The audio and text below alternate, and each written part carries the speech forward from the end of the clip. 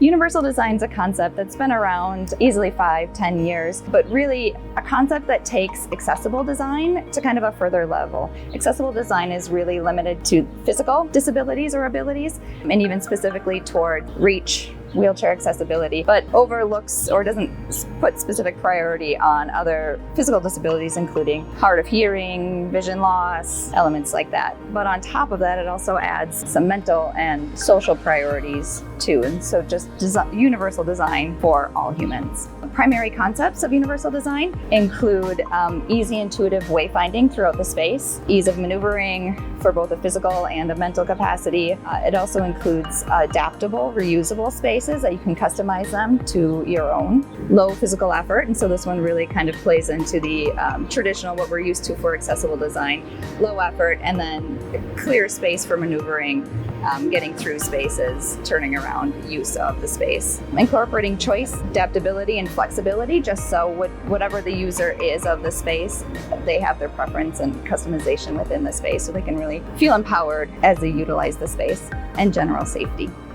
Trauma-informed design is another kind of element in this larger picture of universal design. And this, again, trauma can vary, but I think the easiest understanding for people is PTSD. So any element that may trigger a reaction, or just understanding how those humans kind of maneuver through a space.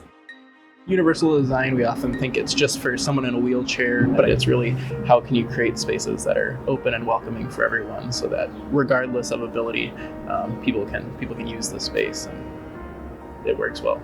Library spaces specifically should utilize universal design in a number of ways. Clear and intuitive wayfinding throughout the library. In addition, reach, so all the stacks and collections that they are physically accessible. In addition, accessible bathrooms, family assist, adaptable and a variety of furniture offerings for sitting throughout the space, and if possible, a mother's room and or a sensory room.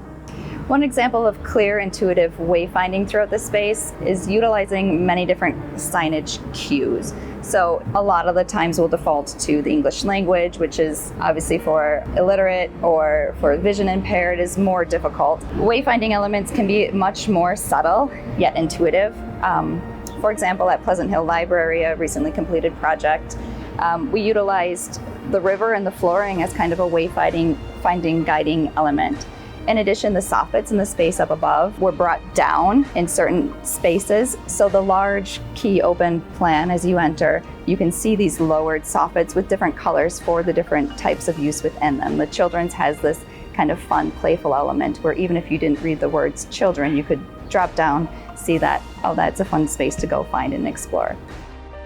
Pleasant Hill Library, we wanted to consider kind of the different users that would experience this space and be conscious of kind of how they might feel in the space. We did a number of things there to try to incorporate a sense of security when people are sitting in the spaces. So for example, in the meeting rooms, that's one area where they're set up so that people don't have their backs to the doors or windows. They can always kind of see someone off to their side as they're using a space, but still have that kind of door shut, closed off, avoiding any loud, sudden noises. In other locations, we created these seating nooks where you're sitting back and there's no one can come up behind you and like surprise you even on accident. And you can kind of see out fully everywhere and not be restricted, I guess, in anything surprising coming at you.